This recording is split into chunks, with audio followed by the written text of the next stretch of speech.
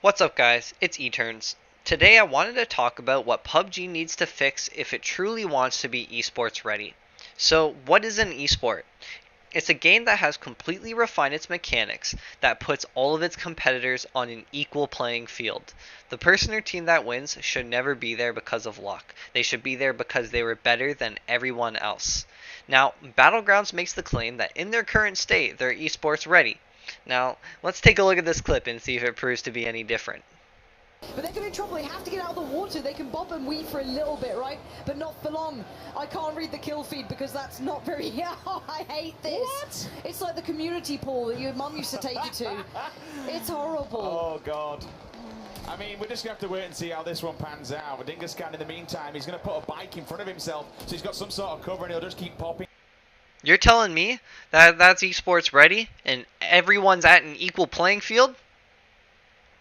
No, it's not even close to being esports ready yet. Once PUBG exploded, their big business guys and their investors were like, okay, make this an esport. You need to, capitalize on this, make as much fucking money as you can. How many millions and millions can we make off this? And that's what they did. They immediately went the esports route to try to make more money. And that was the problem. Their game's not ready to be there yet. And if they don't get their game ready before they continue to make it an esport, exactly what happened at the PUBG Invitational is going to happen again, and it's going to fail, and it's going to crash and burn. So let's have a look at some things that they actually need to fix if they want to be a proper esport. Number one, players need to be able to shoot other players through water. It's absolutely, inconceivable that a game would call itself esports ready when a player can take cover in water and be immune from basically all forms of damage. The only way he can be killed is through an explosion. That's it. That absolutely cannot happen.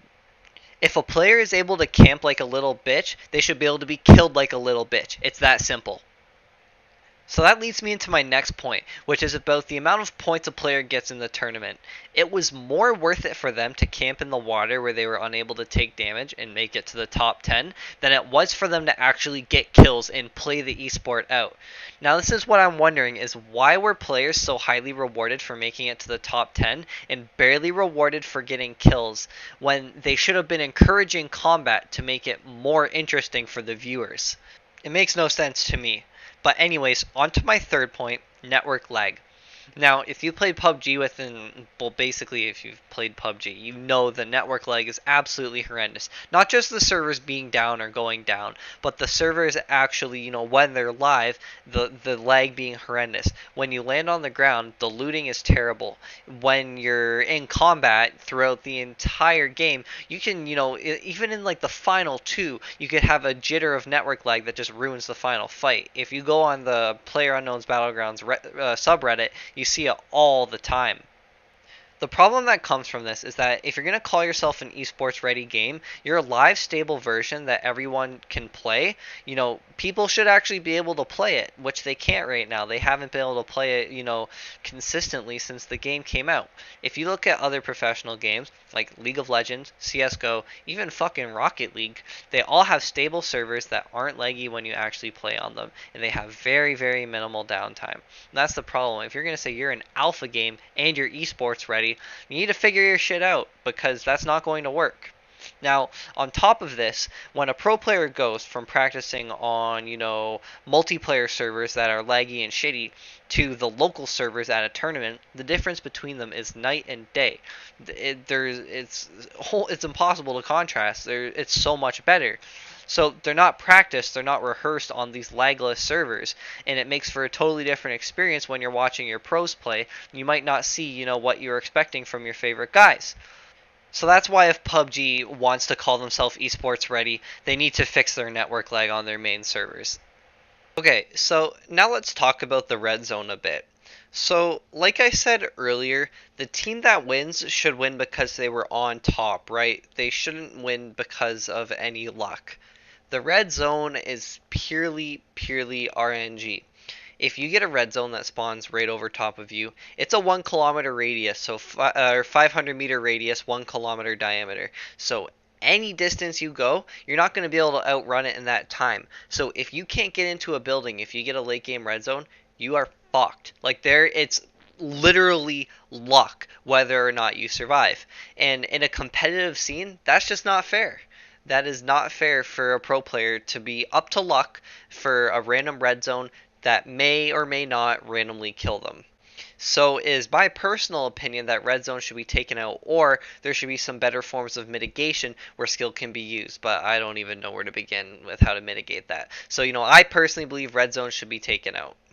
After thinking about this a little more, they could make the red zones just a little smaller, like making the red zones, instead of a kilometer in diameter, make them like 250 meters. That way, if someone gets a red zone, they can decide if they want to play it out or just run. Might be a little bit of a risky decision to put yourself out in the open or not.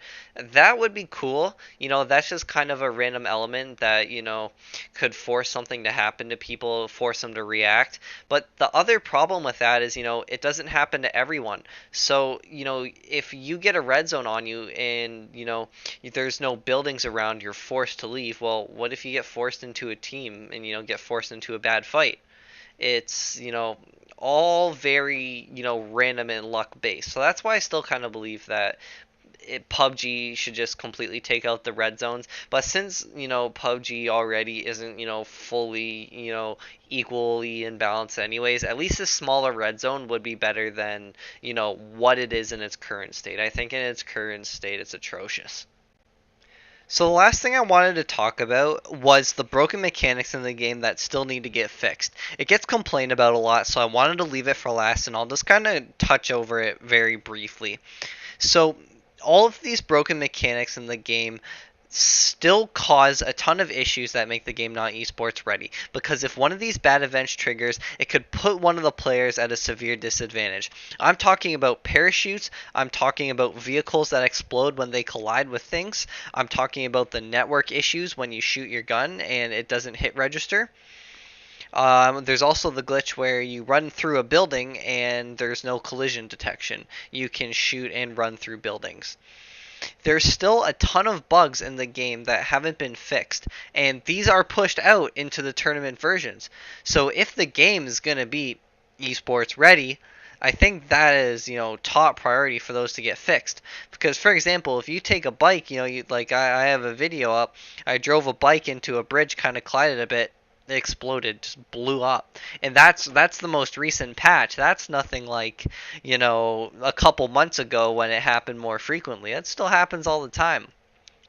So, just to kind of sum things up, PUBG still has a lot of issues that need to get fixed if it wants to really be esports ready. I don't think it's there yet. But I think it could have the potential to be there. It's an iffy thing because, being an esport with 100 players in a game, who knows? It's brand new, right? But I'm looking forward to see how they'll do it and, if it could actually be successful. I was interested in watching Gamescom. It wasn't the worst thing. It was actually kind of cool. But there's some serious changes that need to be made for it to actually be anywhere near good. So thanks for watching, guys. Let me know in the comments what you think. And subscribe to the channel if you want to see more content like this. Thanks for watching.